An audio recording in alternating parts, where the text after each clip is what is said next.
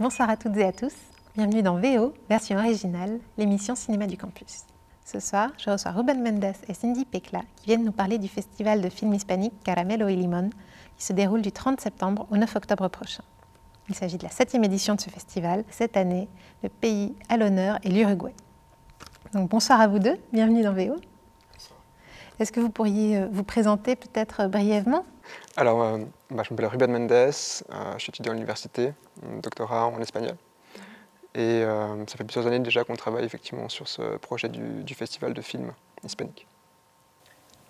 Et moi je suis donc Cindy, je suis aussi à l'université de Genève en espagnol en dernière de master. Et j'ai été bénévole avant d'intégrer la team, vraiment comité du festival. Ouais. Depuis combien de temps il existe ce festival? Ça fait depuis 5 ans maintenant. On a eu la première édition en octobre 2016. Ok.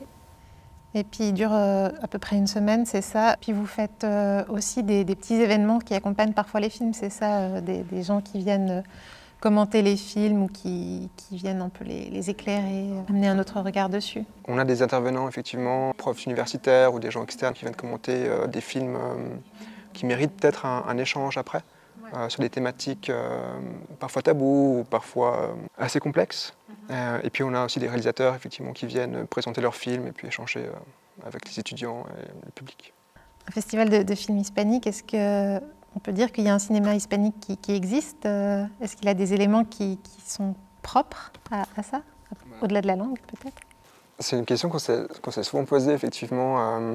C'est difficile de parler d'un festival hispanique, au singulier en tout cas. Je pense que c'est un pluralisme, il y a effectivement énormément de cinémas différents. Le point commun, c'est effectivement la langue, dans tous les cas, la culture commune, ou l'histoire en tout cas commune des différents pays qu'on met en avant, que ce soit l'Espagne ou des pays d'Amérique latine, ou même d'Afrique avec la Guinée équatoriale. Donc je dirais effectivement que c'est un festival qui veut approfondir en tout cas les connaissances qu'on a du monde hispanique en général.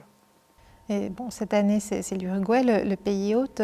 Quelle forme ça prend? Est-ce que vous passez davantage de films uruguayens? Est-ce que vous avez davantage d'invités uruguayens pour venir parler de ce cinéma? Alors du coup, on fait effectivement un focus sur l'Uruguay. Donc sur les 10 films, on en a 5 vraiment pour le pays invité, donc l'Uruguay cette année. Et c'est l'idée de faire un focus en fait, de faire découvrir aux gens la culture uruguayenne, les différents cinémas uruguayens. Et on a une réalisatrice, Marcela Mata, qui viendra effectivement présenter son film, qui elle est uruguayenne aussi. Bon, je change un peu de sujet, mais d'un point de vue concret, comment ça se passe en fait de monter un tel projet de festival de cinéma quand on vient d'associations universitaires de ce monde-là? Comment est-ce que vous arrivez à vous coordonner? Parce qu'il me semble qu'il y a l'association des étudiants en espagnol, mais pas uniquement eux. Il y a des gens qui viennent d'autres facultés, qui ont un autre bagage et un autre rapport peut-être à la culture hispanique. Donc, comment vous arrivez à coordonner tout ça en fait? À la base, c'était vraiment genre l'association des étudiants en espagnol, donc plus axée sur tout le monde hispanique, etc. Puis c'est l'association des étudiants en socio-économie et démographie qui ont rejoint l'AE et qui se sont mis ensemble. Et au final, c'est pas tant, je pense, une histoire de vision générale par les études, mais chacun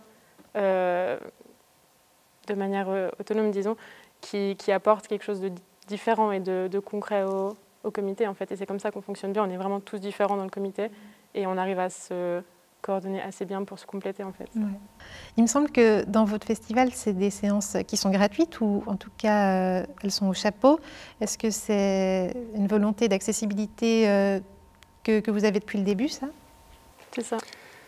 Oui, c'est effectivement l'idée que la culture devait être en tout cas accessible à tout le monde. Et puis c'est vrai qu'en tant qu'étudiant, voilà, on connaît tous les fins de mois difficiles où parfois c'est compliqué d'aller au resto, d'aller dans certaines soirées. Donc le fait effectivement d'avoir un festival avec des films gratuits où on peut venir sans prise de tête ou autre, c'est quelque chose qu'on voulait mettre en place effectivement. Et cette envie d'être accessible, elle se traduit aussi dans votre programmation? Est-ce que vous passez des succès populaires ou des films qui ont peut-être eu un succès plus critique et qui sont plus confidentiels, plutôt des films de fiction, plutôt des documentaires, un peu de tout ça? Alors on essaie effectivement d'avoir un panel assez large, je dirais, par rapport aux différents genres. Donc des documentaires, des fictions, drames, thrillers, comédies beaucoup. Là, cette année, on a une soirée spéciale justement court-métrage. Du coup, populaire, oui, dans le sens où on a effectivement des films qui ont des succès, qu'on a découverts dans d'autres festivals, qu'on essaie de présenter ici à Genève. Et puis parfois aussi des films où justement, parce où ils amènent une certaine controverse, pouvoir les projeter aussi parce qu'ils ne font pas l'unanimité. C'est, je pense, intéressant d'en débattre. Ouais. Super. Pour finir, comment est-ce que vous envisagez l'avenir de ce festival pour ces prochaines années et ces futures éditions? Je pense que le 10 soirs, 10 films, à peu près, c'est quelque chose qui nous convient bien. Et voilà, je pense que ce sera toujours la même idée d'essayer d'être ouvert, d'essayer d'inviter un pays si on peut. Et puis voilà, le but, c'est juste de pouvoir partager cette culture hispanique avec la scène genevoise, disons, et continuer sur ce profil-là. Super. Enfin, merci beaucoup. Merci à toi. Merci à vous. Et de mon côté, je vous recommande de venir voir ce festival qui commence le 30 septembre prochain et dont les séances se dérouleront ici même à l'Auditorium Arditi.